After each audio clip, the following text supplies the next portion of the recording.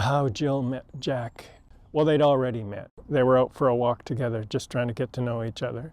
Jill's way of deciding if the man was any good, she said she would let him talk long enough, and if he talked long enough, then he would reveal his character eventually.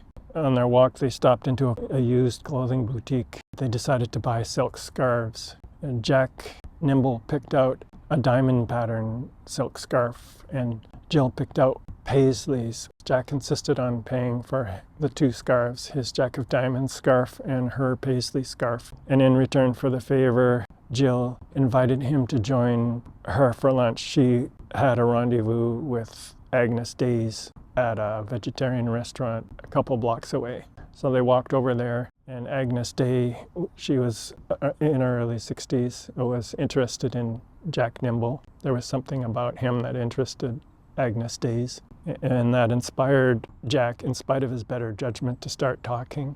But that's what Jill wanted. She wanted to find out what kind of a guy he was before she committed to a relationship, especially after her upsetting experience with Jim, whom she'd just broken up with. Jim, who drank too much and was a violent drunk. Jack confessed that he'd been foolish and done many acts of confusion, and he wished nobody harm. He wished that everybody could be happy and that no one would suffer harm.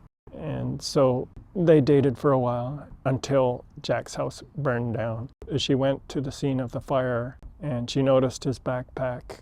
She ran over through the ashes and debris, grabbed the pack. A fireman yelled at her to get away, so she reached in the pack and her hand encountered his Pilot Custom 823 fountain pen. So that's what she kept as a memento of Jack. She had his fountain pen. Jack was a nerd who had all kinds of cameras, and he had his own surveillance camera, which the firemen rescued when they went in. Jack Nimble had been doing a ritual with candles. He wrote by candlelight, and he had to pee all of a sudden. Jack Nimble jumped over the candlestick on his way to the toilet. He didn't notice that he'd knocked over the candlestick, and the candlestick set fire to a pile of papers that he'd been writing on. And when he got back from the bathroom, the whole room was on fire. Jack threw himself down in an act of despair. He prostrated himself on the ground. He died of smoke inhalation before the firemen could get to him. And Jill told this story to Lobadeau when they were in a bar one evening at a social gathering.